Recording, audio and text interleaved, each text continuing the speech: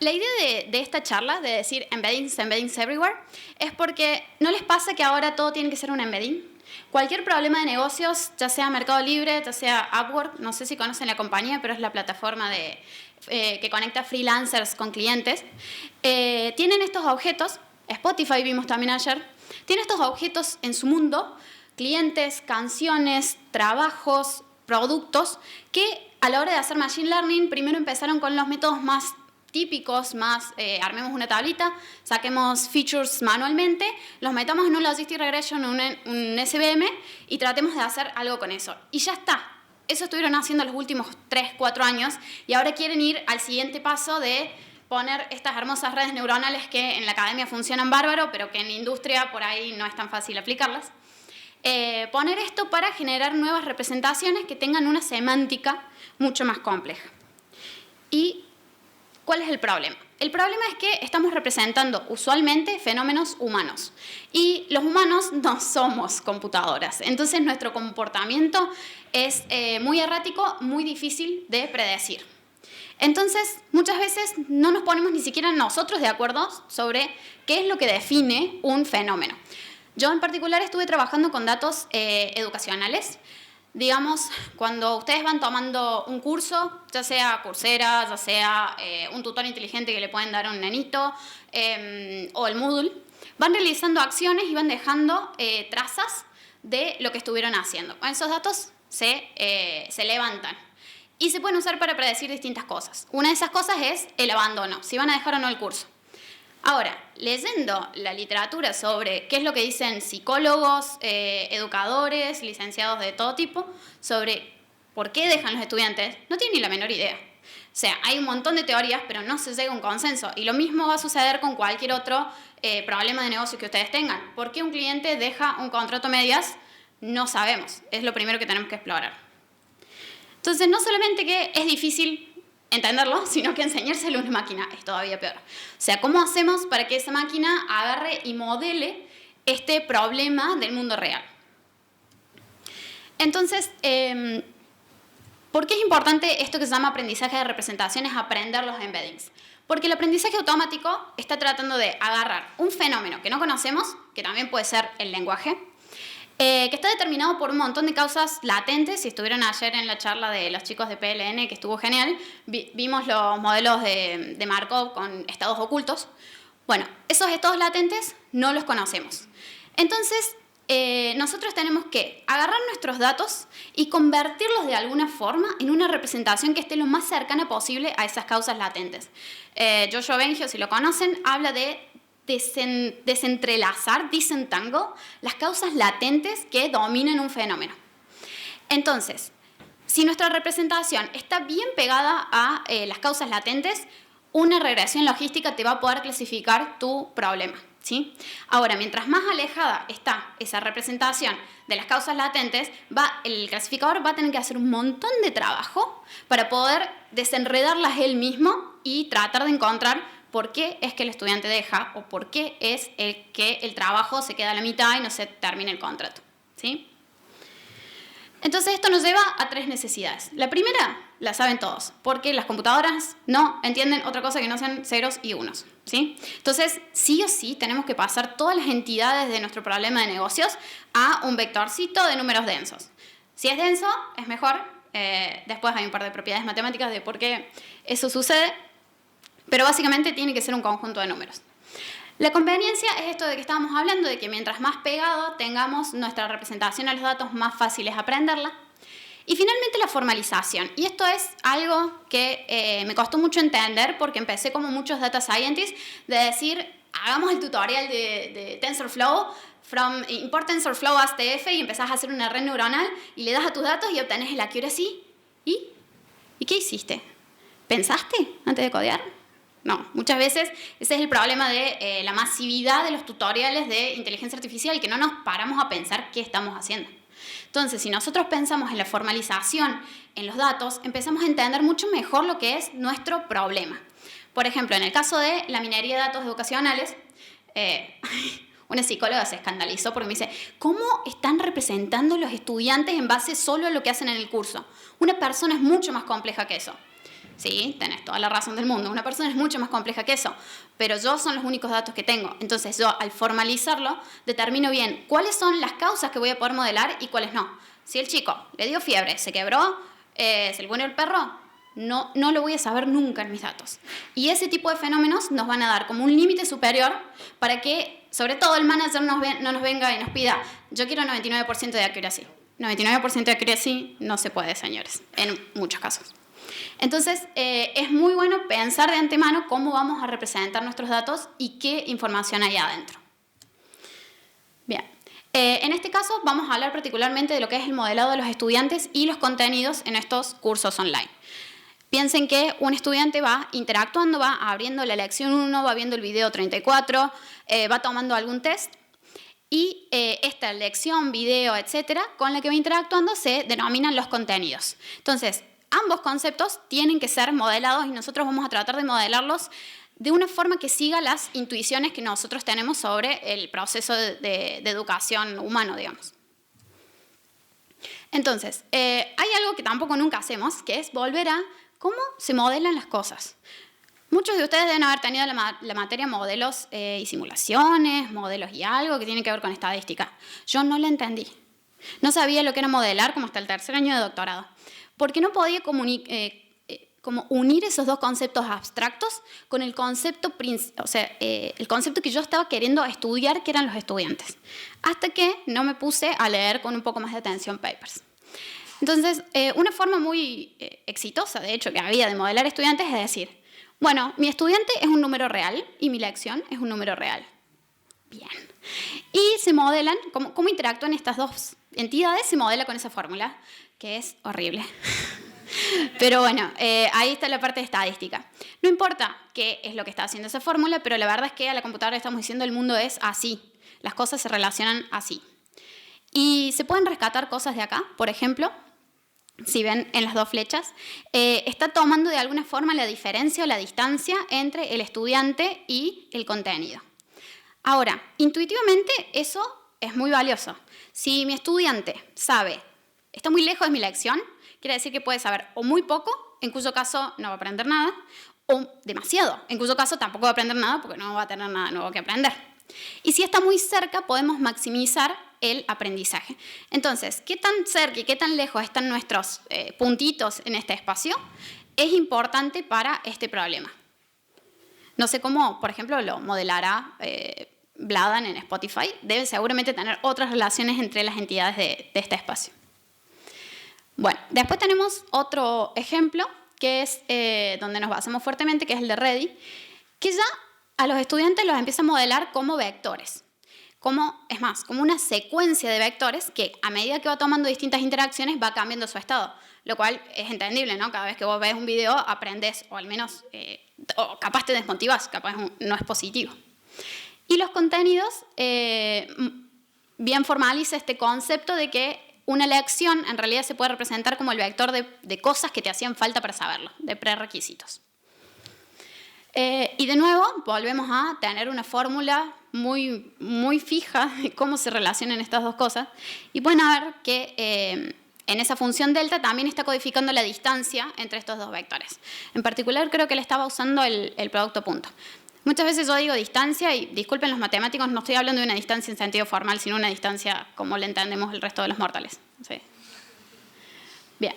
Entonces acá entramos en un problema que es el sesgo que vos le das a tu clasificador versus la varianza que vos esperás de ese clasificador. ¿Esto qué quiere decir? Vos tenés información de dominio que sabes que es útil para solucionar tu problema. Versus, no querés decirle al clasificador, esta es la formulita de cómo el mundo funciona, sino que sabes que tenés datos altamente heterogéneos porque estás modelando usuarios de todo el mundo. ¿Y cómo haces para mantener esos dos en equilibrio sin gastar demasiado dinero, sobre todo?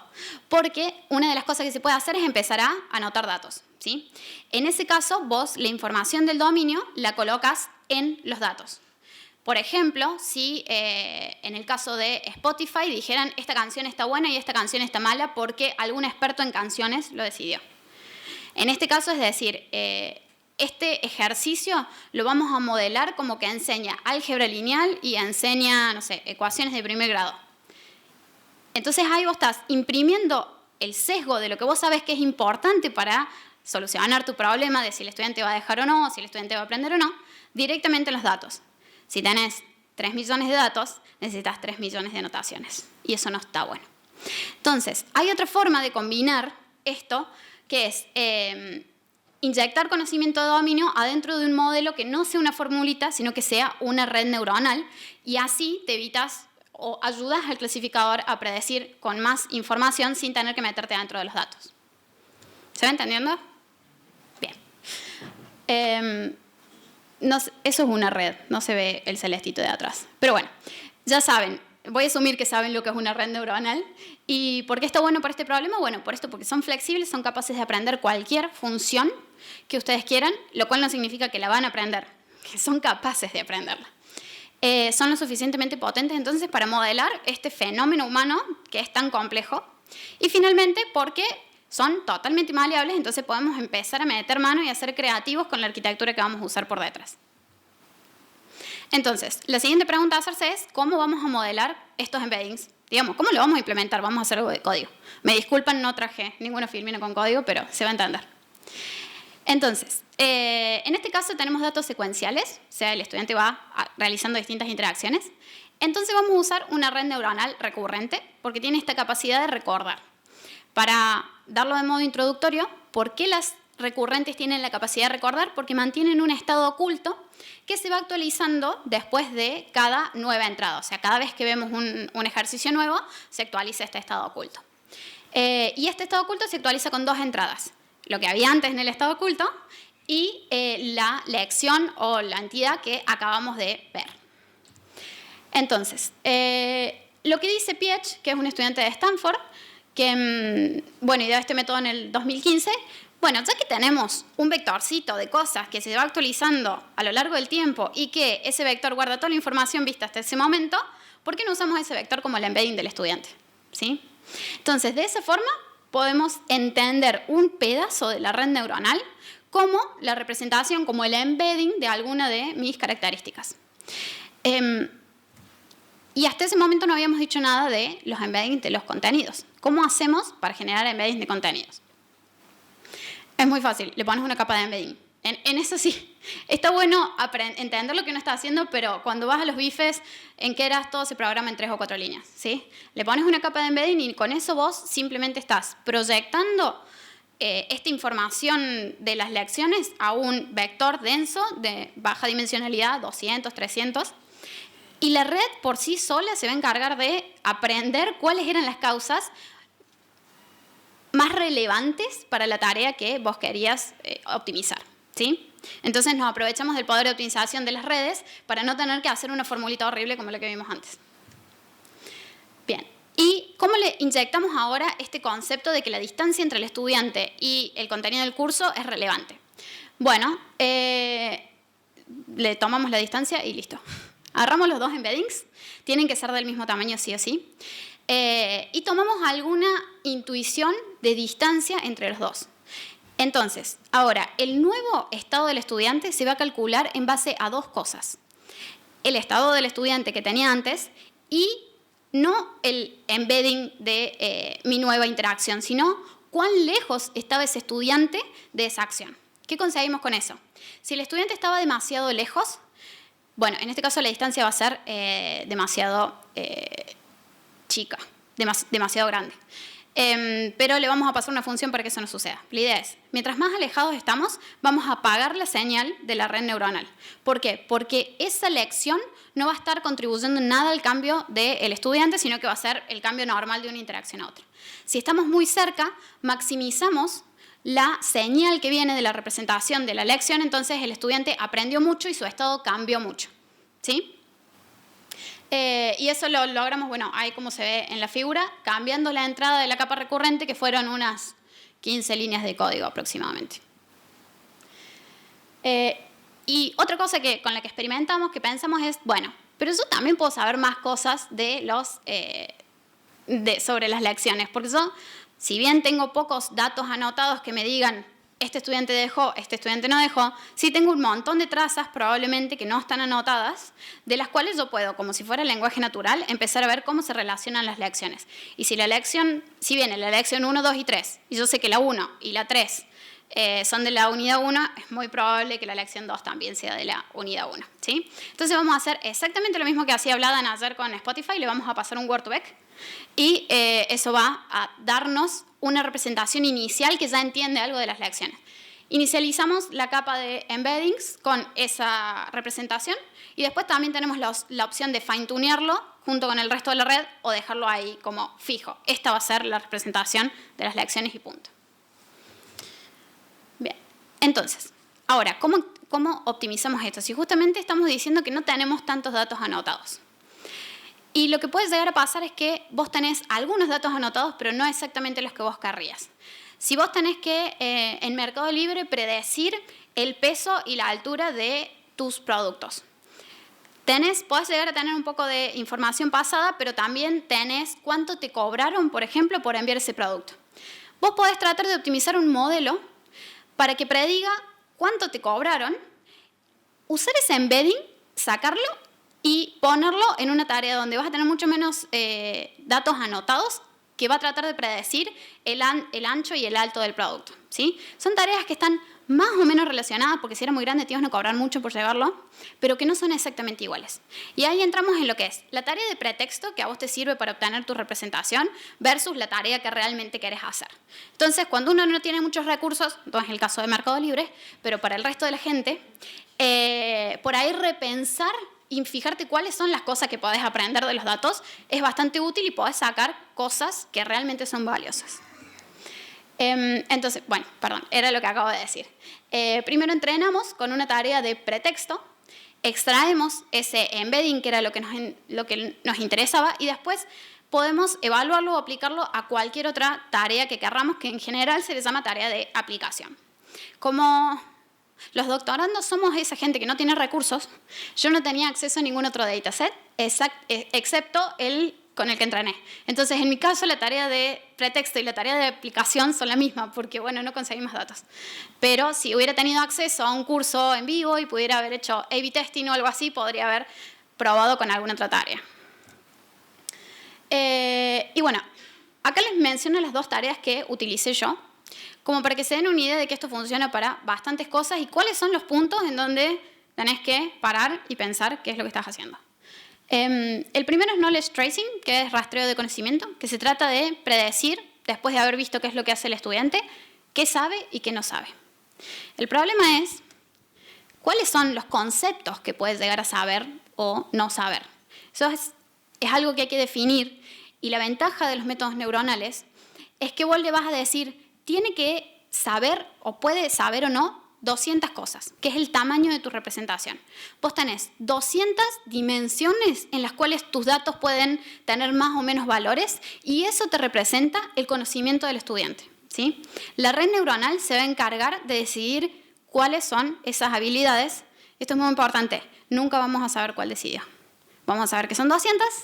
Podemos capaz encontrar alguna correlación entre una de las neuronitas y su desempeño en cosas con álgebra lineal, pero nunca vamos a poder interpretar directamente.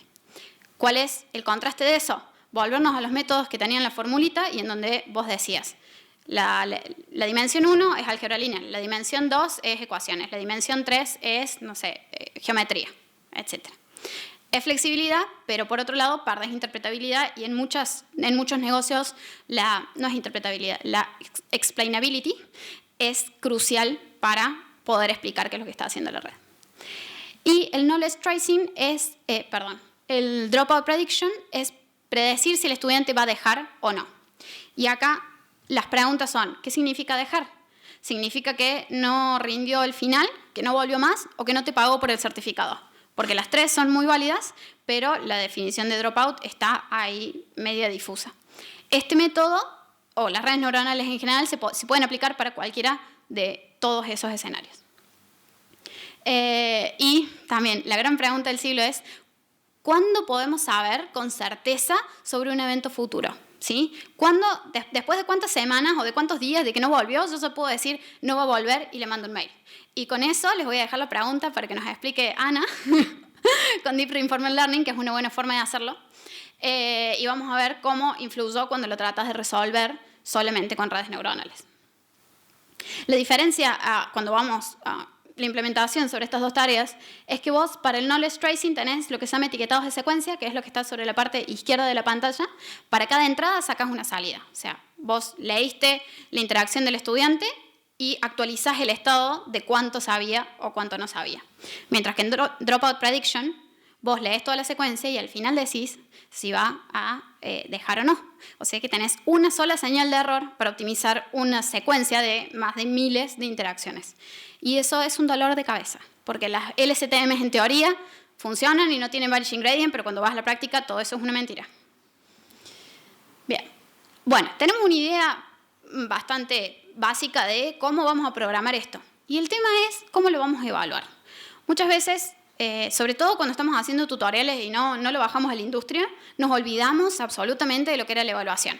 Agarramos y decimos, esto da un F1 de 0,79 y ¿qué hacemos con eso? Antes de llegar a evaluar, que me olvide, tenemos que entrar en una red neuronal. No voy a entrar en detalles sobre la pesadilla que es eso. En este caso en particular, yo para Dropout Prediction tenía 38 cursos distintos. Entonces tenía que entrenar y evaluar el modelo óptimo para 38 cursos, que podían no tener nada que ver el uno con el otro. Así que esta parte vamos a hacer de cuenta que, hay magia y alguien nos entrenó en la red, vamos a pasar a cómo la evaluamos. Primero, definir cuáles son las cosas que vos vas a comparar. Digamos, ¿vos qué querés saber? ¿Funciona o no funciona? Entonces tenés que comparar algo que funcionaba sin tu modelo versus funciona con tu modelo. Y en este caso tenemos tres opciones. La LSTM pelada, la LSTM con los embeddings de contenido, o sea, estamos modelando contenidos y estudiantes. Y finalmente, donde los modelamos conjuntamente, por eso le llamamos co-embedding. Cuando lo que modelamos es la distancia entre el estudiante y la lección, ¿sí? Y además tenemos esta otra como dimensión en la cual podemos evaluar, que es si usamos embeddings entrenados inicializados aleatoriamente o si usamos embeddings con un preentrenado con el Word2Vec. Entonces, para la primera tarea, lo que obtuvimos es esa hermosa tablita, que si leen papers van a ver tablitas por todos lados, y ese era nuestro numerito, que era mejor que los otros. Entonces estábamos muy contentos con eso. Pero, ¿y eso qué importa? Que vos tengas un numerito más grande. Si vos tenés que ir a un diseñador de curso y vos le decís, mi modelo tiene 0,75, no hay aprendizaje de eso, no podés tomar decisiones de negocio a partir de eso. Entonces, eso es un gran problema que vemos en cómo estamos comparando y evaluando las redes neuronales en academia. Probablemente la gente de industria sabe todo esto. Que es quedarnos con el resultado más alto. Es más, para saber si nuestro modelo es mejor o no, ni siquiera nos alcanza con ese numerito. ¿Por qué? Porque, volviendo a la parte del entrenamiento, vos tenés que probar muchas combinaciones de redes neuronales, miles de combinaciones de redes neuronales, de hiperparámetros, para sacar una red neuronal. Ahora, capaz de casualidad te dio una que minimizó el problema, encontró un mínimo que estaba buenísimo porque empezó del lado de ese mínimo, aleatoriamente, ¿sí? Y si vos reportas ese número, estás ocultando todo lo que a vos te costó. ¿Y cuál es la probabilidad real que vos tenés de encontrar esa performance? Entonces, un paso más que se puede dar es tratar de graficar la distribución de los resultados que te dieron. En este caso, el área bajo la curva es una métrica de performance de predicción binaria y básicamente mientras más arriba mejor, ¿sí? Entonces, en ese caso, vemos que queda un poco más claro que el verde, el LSTM, es más conveniente que el rojo, ¿sí? Porque no solamente te dio un valor máximo, sino que tenés muy baja probabilidad de encontrar básicamente el valor más probable, que es la mediana del rojo, que está marcado con una línea. Y bueno, eso que ven ahí son distintas intuiciones de lo que significaba la distancia y distintas funciones que vos le pasás, que no voy a entrar en detalle de eso. Pero el mejor modelo, si yo miro este gráfico, te digo con seguridad que el mejor modelo es el TAN-H, a pesar de que su valor máximo no es tan distinto al de la LSTM. ¿Por qué? Porque el de la TAN-H obtuvo una distribución de resultados mucho más pequeña, entonces hay más probabilidad de pegarle a un buen modelo. Con embedding preentrenado solamente les quería mostrar que para algunos casos, preentrenar tus embeddings posta que sirve. O sea, realmente te da resultados mejores. No lleva mucho tiempo, así que es algo para realmente investigar y probar. Así que hasta ahora veníamos súper bien en el doctorado, más o menos como a la mitad, con resultados que parecían que estaban buenos. Y empezamos con la segunda tarea para evaluar este método un poco más fuertemente, que era la predicción de abandono. Y obtuvimos esta tablita que, bueno, no estaba tan buena, pero al menos no empeoraba. Con lo cual, cuando uno está haciendo un doctorado, puede que no funcione nunca, ¿sí? Entonces, esto ya al menos funcionaba y era una muy buena señal. Hasta que volví a cursar una materia, hice un trabajo final y agarré estos datos y los analicé mejor. Los analicé desde un punto de vista más crank-after features y no tanto redes neuronales. Terminé probando una regresión logística que me daba mejor que la LSTM. O sea, pobre Joao, me tuvo que aguantar esas semanas. Entonces después, volviendo, bueno, cuando pasó el momento de presión e investigando más los datos, le pasé un árbol de decisiones y saqué cuáles eran los features más importantes. Y, oh, sorpresa, los features más importantes eran la cantidad de interacciones que había hecho el estudiante. O sea, sí, si estás llegando al final del curso es más probable que no dejes. La cantidad de sesiones, que es cuántas veces te sentaste al frente de la computadora y trabajaste con esto. Y la cantidad de videos y ejercicios que efectivamente estabas accediendo en proporción a los otros contenidos. La gente que accedía a lecciones y no accedía a ejercicios tendía más a dejar. Y acá volvemos a lo que dijimos al principio. Esta representación está súper pegada a las causas que yo entiendo que van a determinar si alguien deja o no deja. Entonces, yo le paso una logistic regression o un árbol de decisión y anda. Entonces, las redes neuronales no son la respuesta a todo. Las redes neuronales son la respuesta cuando vos no tenés tiempo o recursos para hacer una representación que valga la pena, cuando ya le hiciste y querés probar algo nuevo, que supongo que es el caso de muchas empresas, o cuando no tenés idea del problema. No sabés qué es lo que está sucediendo en este espacio de datos, ¿sí? Finalmente, para cerrar con un resultado positivo, nos pusimos a investigar un poco más qué eran estos resultados, porque veíamos los 38 cursos y no en todos los cursos andaba tan mal. Entonces vimos que para los cursos más pequeños, esta representación donde nosotros estábamos modelando activamente la distancia entre el estudiante y el contenido, funcionaba mucho mejor. ¿Por qué? Porque teníamos menos datos y para entrenar una red necesitas muchos datos. Entonces, con inyectarle información de dominio, estabas compensando un poco tu falta de datos y la red terminaba aprendiendo mejor que si no le ponías eso. Entonces, en problemas donde tenés pocos datos, es una buena opción probar cosas locas. Finalmente, esto lo hago súper rápido, pero es porque la visualización la llevo en el alma y tengo que decir algo al respecto. Bien, nosotros, como saben, los embeddings neuronales son criticados porque no los podés entender. Entonces nosotros dijimos, vamos a ver si los podemos entender. Y empezamos a obtener grafiquitos como eso. De hecho, hay un paper que analiza este tipo de grafiquitos y te dice cosas como, ¿ven los gusanitos que se van formando? Bueno, esos gusanitos vienen de que el estado del estudiante va cambiando de a poquito, entonces se va formando un caminito. Mentira. Graficás texto y es exactamente lo mismo que esto. Es una propiedad que viene del algoritmo que usás para graficar y no tanto de los datos. Entonces, a la hora de tratar de analizar estas cosas altamente dimensionales que representan fenómenos complejos, tengan cuidado porque cuando quieren encontrar patrones, van a encontrar patrones, ¿sí? Entonces, a la final, lo que nos quedó es que no siempre se podía encontrar, se podía interpretar este embedding, pero algunas cosas sí. De nuevo, esta era información que ya teníamos, pero estuvo buena verla reflejada en la representación. Acá estamos viendo un gráfico que está proyectando el lugar en donde estaban todos los estudiantes mientras iban haciendo el curso, ¿sí? Y el color te representa el tiempo. Entonces, todos los estudiantes empiezan en el área que es más clarita y se van moviendo juntos hacia el área que es más oscura, ¿sí?